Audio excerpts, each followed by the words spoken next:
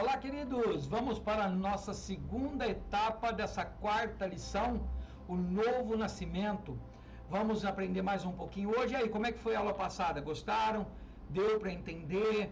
Foi dinâmica? Conta para mim, coloca nos comentários, me ajuda aí, porque eu quero melhorar. Cada dia eu quero melhorar mais para que você entenda, para que você aprenda.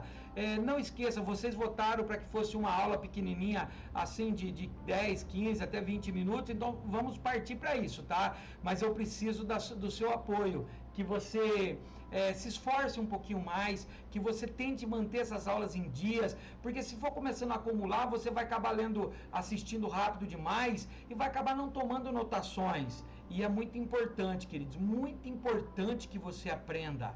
Amém? Não esqueça sempre de orar, ore por mim, ore pelo trabalho, ore pelas coisas que nós vamos discutir, para que o Espírito Santo clareie a tua mente. Vamos lá então? O tópico 2 da quarta lição.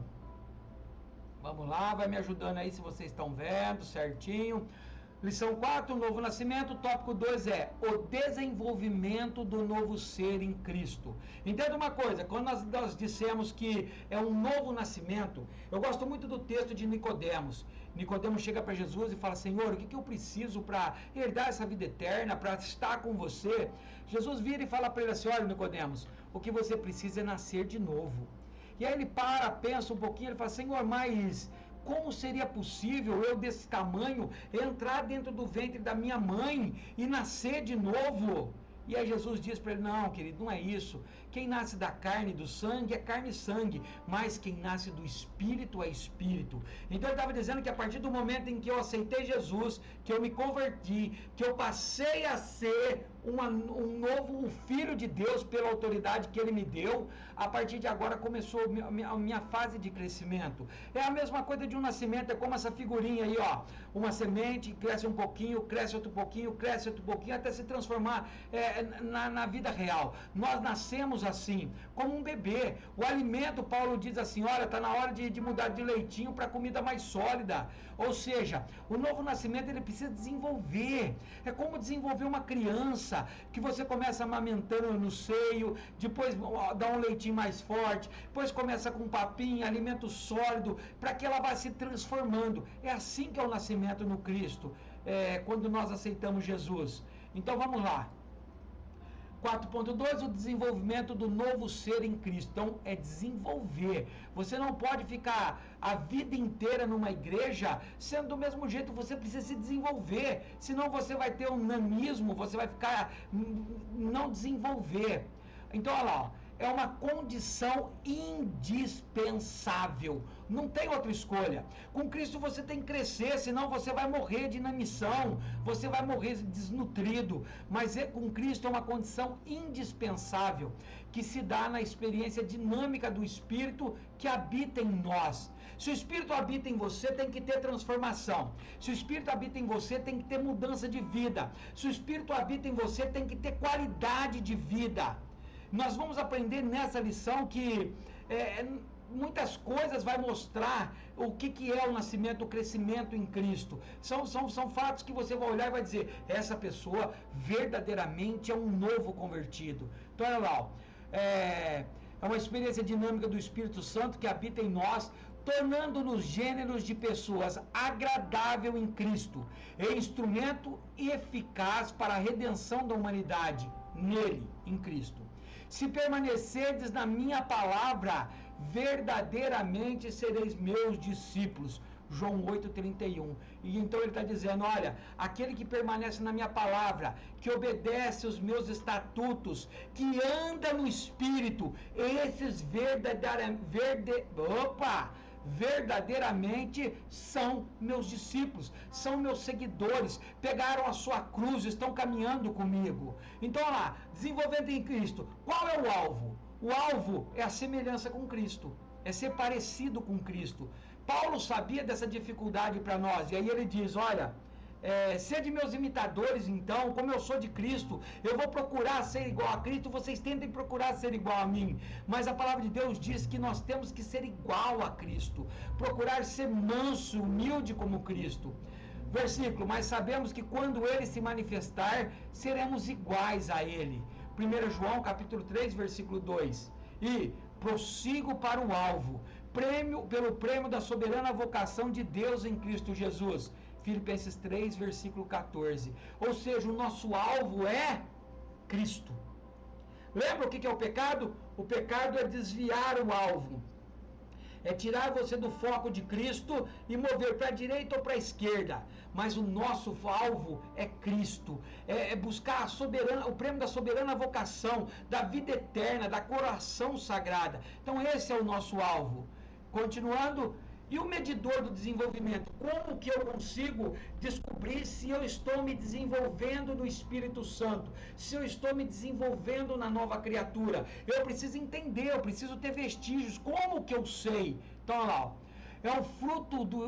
é o fruto que estamos dando pela atuação do Espírito Santo de Deus em nossas vidas, conforme Gálatas 5:22. Então, o medidor do desenvolvimento, como que eu sei se eu estou desenvolvendo com Cristo? Está em Gálatas 5:22. Olha as coisas que tem que acontecer, mas lembre que isso não é instantâneo, leva tempo. Tem pessoas que recebem mais rápido, tem pessoas que demoram mais, mas eu tenho que batalhar nisso, decorar esses versículos e buscar, ó. Gálatas 5:22. Mas o fruto do Espírito ou seja, você tem o Espírito Santo, então você tem que frutificar. O Espírito Santo gera frutos em você. Eu costumo semelhar o fruto do Espírito Santo porque é o fruto. Olha lá que não é plural. É como uma mexerica. São vários gomos num fruto só. Então cada gomo faz parte para que forme o fruto. Então olha lá, interno. O que acontece dentro de nós. O que tem que acontecer nesse desenvolvimento. Caridade ou amor. Eu tenho que ser uma pessoa amorosa, ver algo, tentar ajudar um carente, tentar dar pão para quem não tem, dar roupa para quem não tem, água para quem não tem. É um fruto interno, a bondade, o amor, gozo, gozo, alegria, paz, é ter paz, mesmo em meio à tribulação. E é possível sim, com Cristo porque ele diz assim, olha, eu vos dou a minha paz, não a dou como o mundo dá. A minha paz é diferente. Filipenses diz assim que a paz que excede todo o entendimento. O que é isso?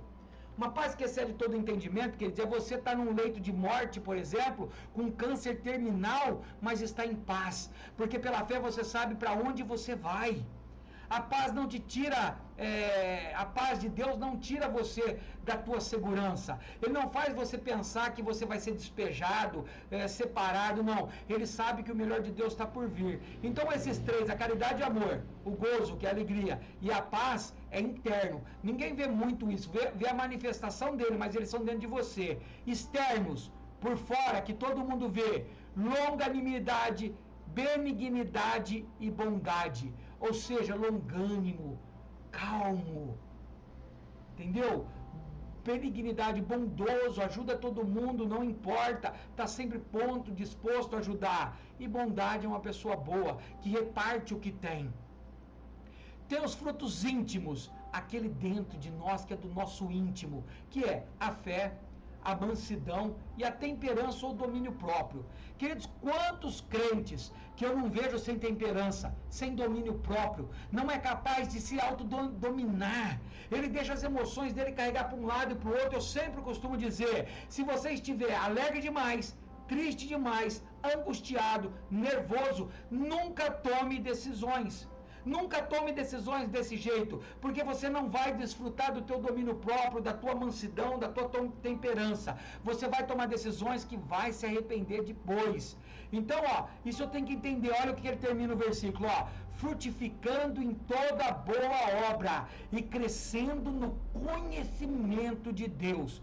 Colossenses capítulo 1, versículo 10, esse finzinho aí. Ou seja, frutificando, esses frutos têm que ser aparentes, as pessoas têm que querer estar do teu lado, as pessoas têm que querer chegar perto de você, que você traz paz para ela, calmaria na tempestade dela. Então isso é o medidor, queridos, é isso que você sabe, se está dando certo. Então entenda para que você não perca aí, Primeiro, eu preciso entender que o desenvolvimento é uma condição indispensável. Eu tenho que entender isso. Eu tenho que permanecer na palavra. E se eu permanecer, eu sou discípulo. Que o alvo é Cristo, é ser semelhante de Cristo. E que eu vou saber quando tudo está no caminho certo, quando esses frutos começam desabrochar na minha vida, quando esses frutos começam a granar, começar a produzir. Por isso que a Bíblia diz assim, que da mesma árvore não pode dar frutos bons e ruins.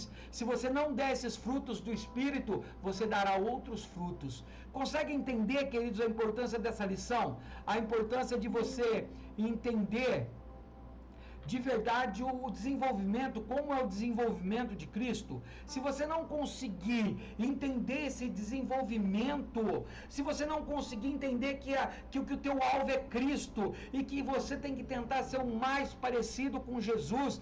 Jesus foi Deus, mas foi 100% homem aqui na terra. Ele chorou, ele teve fome, ele teve sede, ele se irou, como nós, mas em todo ele nunca pecou. Odeia o pecado, que ele tira ele da tua vida e desenvolva numa nova criatura em Cristo, porque Deus quer te abençoar em nome de Jesus. Amém. E até a próxima e última aula dessa quarta lição. Espero todos, hein? Agiliza aí, aperta os passos. Tem muita lição para nós aprendermos. Fiquem todos com Deus. Amém.